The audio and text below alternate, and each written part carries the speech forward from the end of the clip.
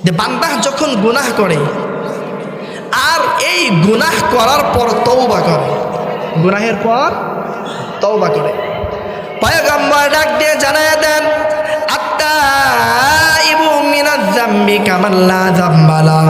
দুনিয়ার কোন মানুষ যখন গুনাহের মধ্যে লিপ্ত হয়ে যায়, এই গুনাহের মধ্যে লিপ্ত হওয়ার পর বান্দা যখন তওবা করে আল্লাহ তাআলা তার গুনাহকে এমন ভাবে মাফ করে দেয়, কামাল্লা জাম্বালা, কেমন যেন তার আমল নামায় আর কোনো গুনাহ নেই। জোরে বলুন সুবহানাল্লাহ।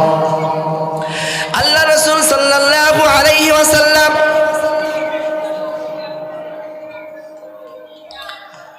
যখন হিজরত করে মদিনায় চলে গিয়েছেন, মদিনায় যাওয়ার পর যারা মুহাজির ছিল, আনসারী সাহাবীরা তাদেরকে এমন ভাবে গ্রহণ করে নিয়েছেন, এমন ভাবে মেনে নিয়েছেন।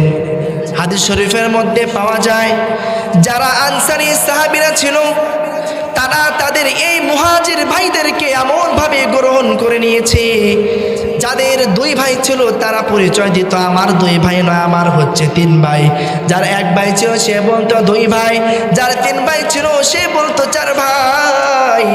এক কথায় তারা তাদেরকে এমন ভাবে গ্রহণ করে নিয়েছিল, যদি কারো স্ত্রী থাকতো আর কারো যদি পছন্দ হইতো তাকে তালাক দিয়ে ওই ভাইয়ের মুহাজির ভাইয়ের সাথে বিবাহ করে দিতে। জোরে বলুন আল্লাহু আকবার।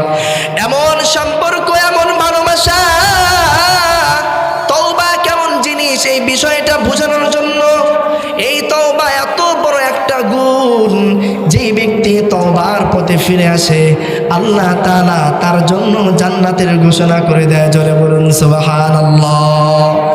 আল্লাহ রাসূলের প্রিয় সাহাবী হযরত সালাবাতুল আনসারী,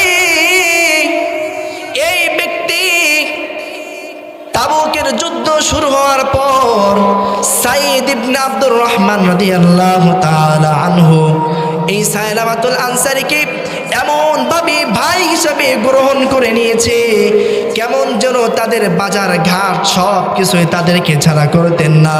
এমনকি এত নিরাপত্তা, এত ভালোবাসা, এত মায়া,